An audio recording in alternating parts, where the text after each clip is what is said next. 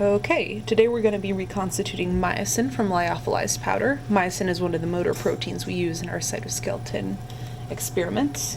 Today we're just going to reconstitute this myosin from cytoskeleton. We have 1 mg of it in lyophilized powder form.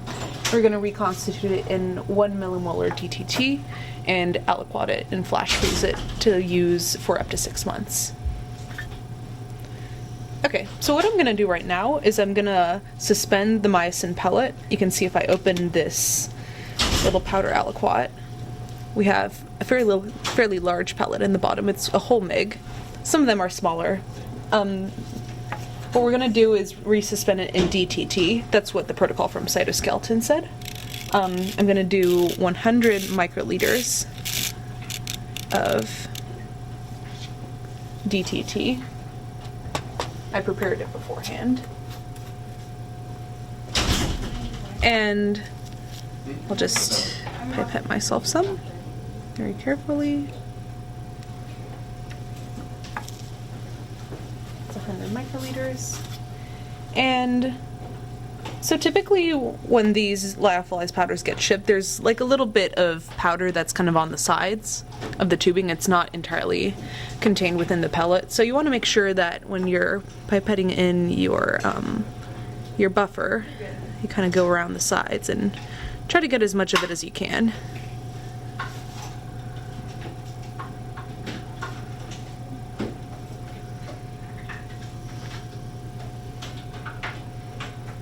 And get every little bit out of there. Okay, I'm just going to gently tap it so that it all goes to the bottom. And tap it on the table. Okay. Close the lid and tap it again. Okay. I will admit that the myosin protocol is a bit unusual in that we reconstitute our myosin at a very high concentration. This is 10 mg per ml. Usually we reconstitute actin at like 1 to 2 mg per ml, tubulin at about 5 mg per ml. And so we let our myosin sit at room temperature, reconstituting for about an hour to an hour and a half. And that's a very long reconstitution time relative to other proteins. For example, we leave our actin on ice for about 10 minutes and then pipette up and down to mix. But since this is a very high concentration, it would be very hard to pipette up and down, and you would get a lot of bubbles in your suspension, which would be pretty suboptimal for aliquoting. So we're going to leave this just at room temperature for about an hour and a half, and then in the meantime I'm going to label my tubes and get the liquid nitrogen for aliquoting. Okay, so we're going to take our liquid nitrogen out of our dewar here, and we're going to pour some into our styrofoam container so that we can aliquot into it. And you want to do this just before you start aliquoting. So once you're down there with your liquid nitrogen, just be ready to pipette all of your aliquots into your tubes and into the liquid nitrogen, because it will evaporate fairly quickly, especially if you don't keep the lid on. Okay, so we have this dewar here, and we're going to dispense from our main tank into this dewar. First thing you can do is just check if there is some left over. Seems like there's a little bit, so I'll show you how to dispense from the dewar. You want to get it sufficiently close so that you can get your tube into there.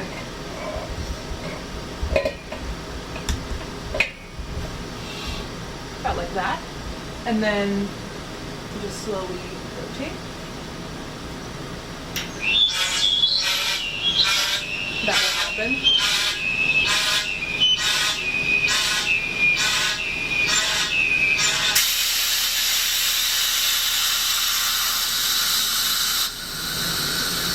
Okay, I haven't seen that happen before.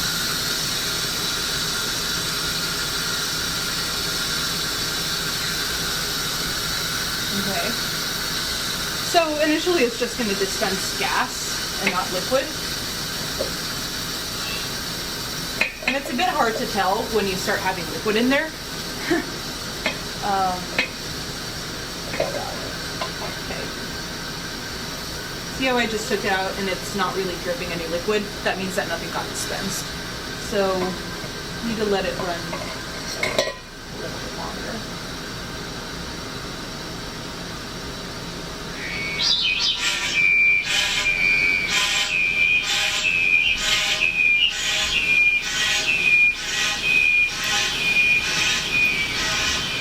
You can just stay a safe distance away, but as long as you have your tubing in there, it really shouldn't be splashing anywhere.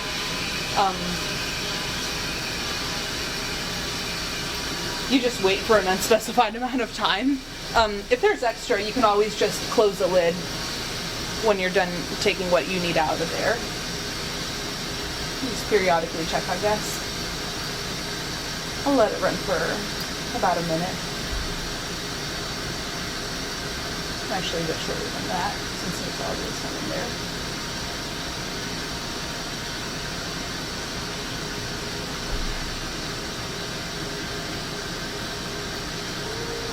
Okay, let's see how it's doing now. Just close it carefully. And you can expect that some of the liquid will still be dripping out after you close it, so be really careful. Make sure you're wearing your closed-toed shoes and keep a good distance apart. These protective gloves. Okay. It's a little bit hard to get the hose out because it's just the right width for this, so just be very gentle. Yes, there's a little bit of dripping, so just guide it away from you back down there. Okay, let's see if that's enough. So, carefully place our styrofoam box in a secure location, and then make sure to pour it away from you. You'll have to grab from this end, and then keep a hand on the handle. And just very gently, you'll hear the liquid nitrogen hitting the bottom before you can see it. Right now, not sure if you can see, but it's too cloudy to see where the liquid is. Yeah, that's not exactly enough. So I'll cover my box, take out a little more. Okay. And you just want to pour very gently so you're not splashing everywhere, because since it sublimes so quickly, there's also always like a boundary layer of gas, so there's no adhesion keeping the liquid in your styrofoam box. If it wants to splash away and get everywhere, it will. Right. I'll just fill it to about half of the height of the box. About that much should be good for aliquoting. And then make sure that you transport this long term on a cart rather than in your hands, because you can get waves as you're walking in with the styrofoam box, and you don't want to spill any out. Alright, see you back downstairs. Okay, it's about half full now, so that'll be more than enough for us to finish all of our aliquoting. Let's close it gently, and then very, very carefully make sure you have a good grip on it. Get up, and then for transporting it back to the lab, keep it on the cart like this. We're good. Alright, Myosin's been sitting reconstituting for a little over an hour now. I'll just open it up right now. Then you'll see that it looks very clear, homogeneous. You can no longer see visible signs of the pellet. So I'm just going to set my pipette to under the volume, 65-ish. Remember, we had 100 microliters in there originally. And I'm just going to very carefully draw up and down to mix. Just try to not get any bubbles in there. I'm going to do this for about a minute, just to make sure our aliquots are very, very well mixed. And I didn't show it while I was while it was sitting for 2 hours, but I did just gently tap on the side of this tube like this, and then just kind of went like this in order to ensure that any of the liquid was staying within the main body while we were letting it reconstitute. Okay. It's a little bit harder to tell with Myosin, but we need to mix it for a little bit longer just to make sure everything is nice, homogeneous. Slowly draw up and down.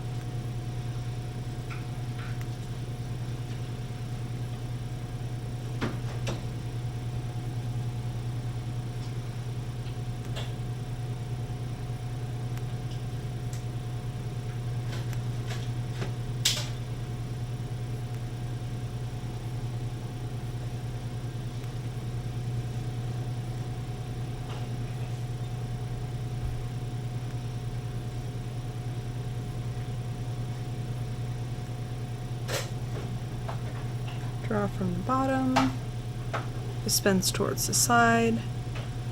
Just don't dispense all the way because that'll tend to cause more bubbles, especially with these thicker myosin aliquots.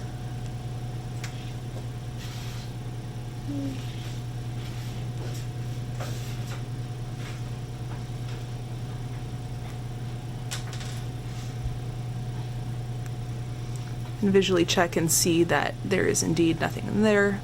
About 3 bubbles, that's actually pretty good. All right, I think it's about ready.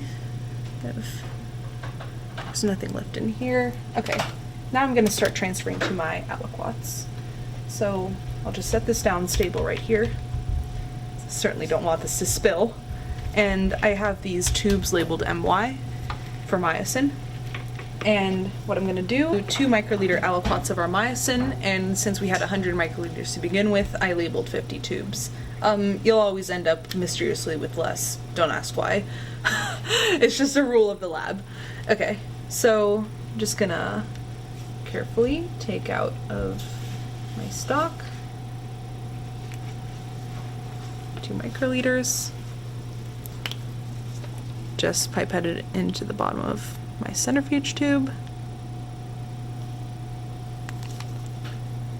And you can keep your tip for multiple rounds of aliquots as long as it's still pipetting up to the same amount. And I'm just gonna open my liquid nitrogen box about that much. You might as well not even take it off of this push cart because we're gonna have to push it back up to the -80 anyway. Then I'll just carefully slip my aliquots in, and they're flash frozen. And I will just keep doing this 49 more times.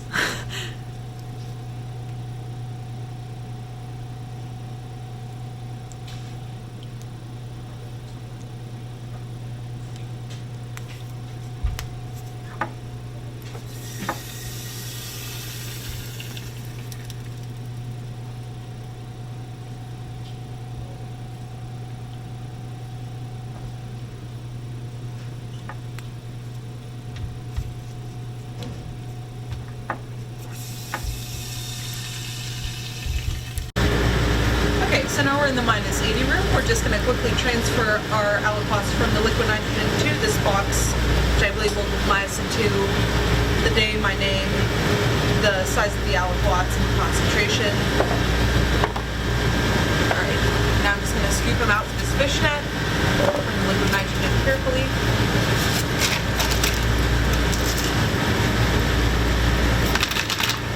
Try to do it fast so they don't defrost. Sometimes one will pop because of the temperature change, or 2 or 3. That's okay. You just put them back in later.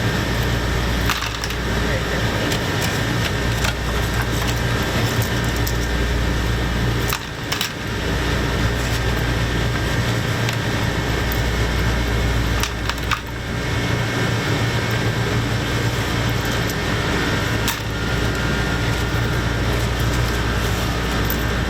Get every single one